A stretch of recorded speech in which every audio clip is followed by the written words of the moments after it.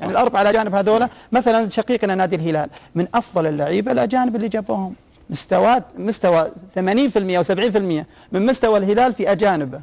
صح. أنت صار عليك كإدارة من السهل أنك تختصر البناية وتسعد جماهيرك، أنك تجيب مدرب كفو، تجيب 4 أجانب مع تطعيمهم باللعيبة السعوديين الجيدين. يعني احنا الآن بنادي النصر بكل أمانة عشان نختم هذا السؤال، صار عندنا العكس. أول كان عندنا لعيبة أجانب جيدين بس ما عندنا لعيبة سعوديين كويسين. الآن صار اللاعب السعودي في نادي النصر جيد ومالي الخانات عنده، لكن للأسف الأجانب صاروا سيئين. يعني مو مقتنع لا بالأجانب ولا بالمدرب، ومع تخبطات المدرب الأجنبي. يعني أعتقد أنه كثير من الجماهير الحين يتابعونا عارفين الموسم الماضي كان أبرز 3 لاعبين بالدوري السعودي كان إبراهيم غالب كمحور، وهذا لاعب له مستقبل كبير.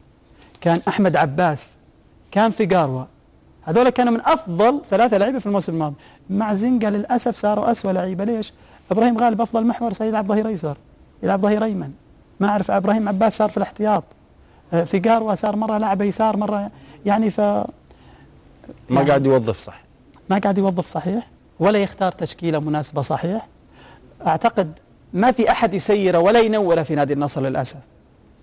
يعني أوكي أنا لك صلاحيتك كمدرب ولا تدخل عليها، لكن أنا أقدر أجتمع معك في كل تماريني، أقول والله اللاعب كذا هذا كذا، أنا رؤيتي هذا اللاعب يجي هنا، وأنت عليك أنك تختار شوط مباراة في مباراة معينة وتختار فيها الصح في فهد أنا مسج جاني من لندن.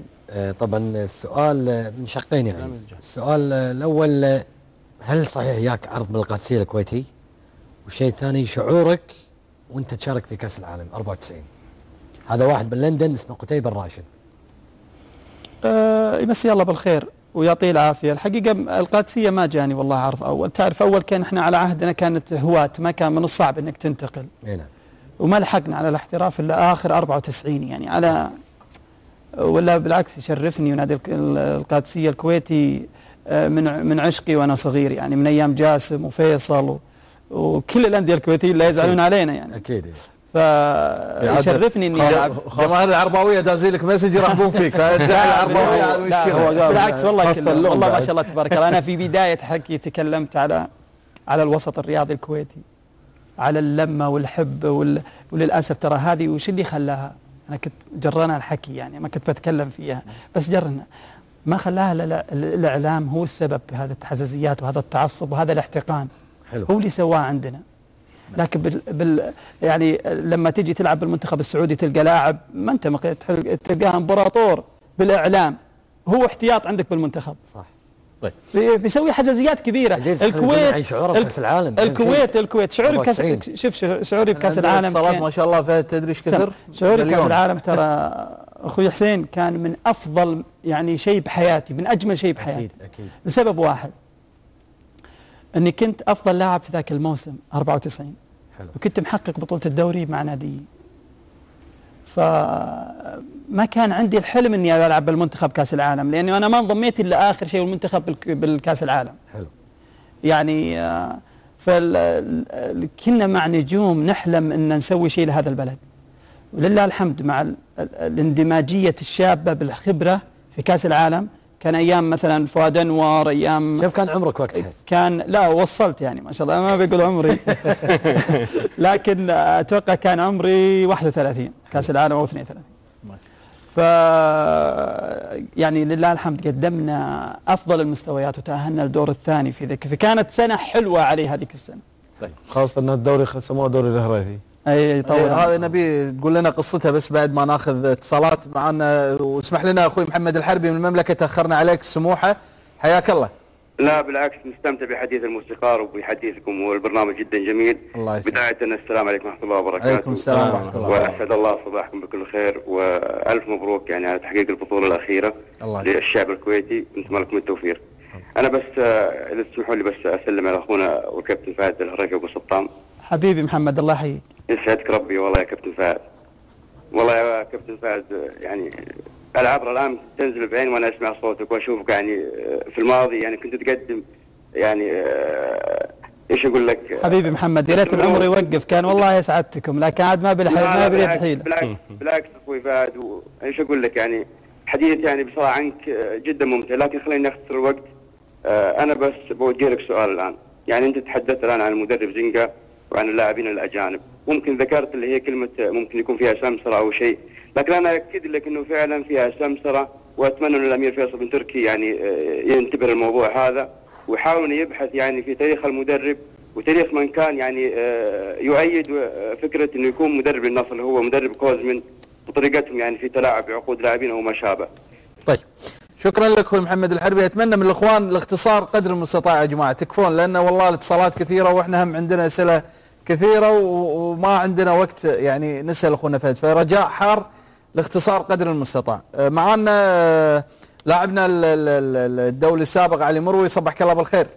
صبحك الله بالخير اخوي مسعود. هلا كابتن شلونك؟ صبح عليك، صبح على اخواني اللاعبين جاسم وحسين الخضري وجمال مبارك. حياك الله. في البدايه طبعا ارحب باخوي وصديقي الكابتن فهد الهريفي. حبيبي يا علي الله يحفظك. وارحب فيك بين اخوانك واهلك في الكويت. ما في شك الله يسلمك. واعتقد اخواني يعني انا ممكن اتكلم عن فهد الهريفي، انا تعرفت عليه سنه 92 يمكن دوره الخليج، ولله الحمد لله لغايه الان تربطني علاقه طيبه ويا الكابتن فهد. من طيبك الله يحفظك. الله يسلمك. اللاعب فهد الهريفي انا اتكلم اللاعب الانسان يعني تعرفت عليه اثناء البطوله، لاعب خلوق، لاعب نجم بمعنى الكلمه.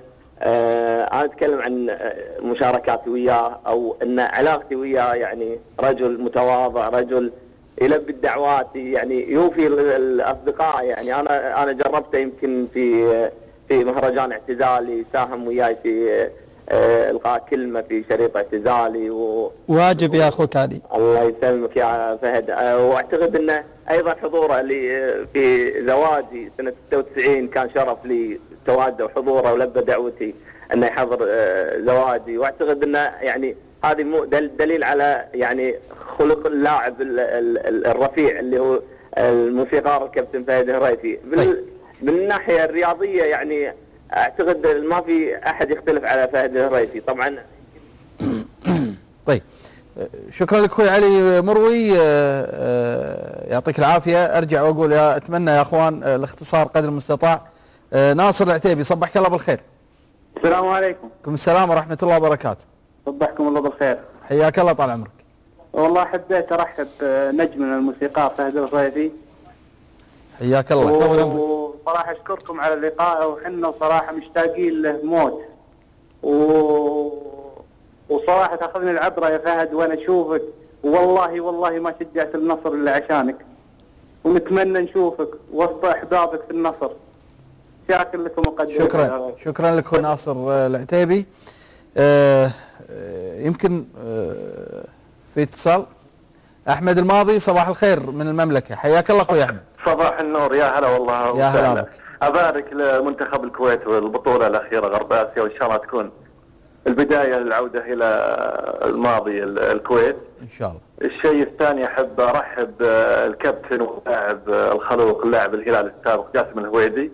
حياك الله الله يسلمك. الشيء الثاني بالنسبه لفهد الهريفي ما في شك انه لاعب يعني يعتبر من نجوم النصر السابقين، لكن للاسف فهد يعني يجب ان نكون واضحين، يعني كلهم اللي اول يعني مدحوا ويثنون حقيقة يستحق الشيء هذا، لكن مشكلة فهد انه يبحث عن ذاته عن طريق انه يصطدم مع الاخرين، يعني يكون خالف تعرف، هذا ما يصلح صراحة. ما ادري يعني ما صعبة تعرف وش فند ماذا قلت له، يعني فند وش قلت انا؟ هل هو صح او خطأ؟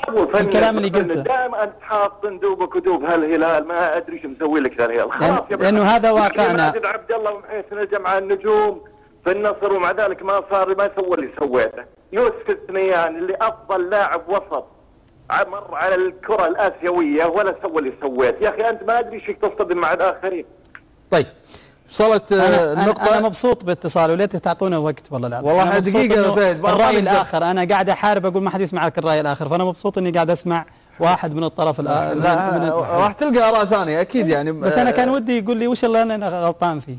هذا يقول ان انت مو يقول انه تتصادم صدامي يعني. لا هو مو انصدام، حدوبك دوب الهلال. لا مو انا شوف لما جيت اتكلم على واقعنا هناك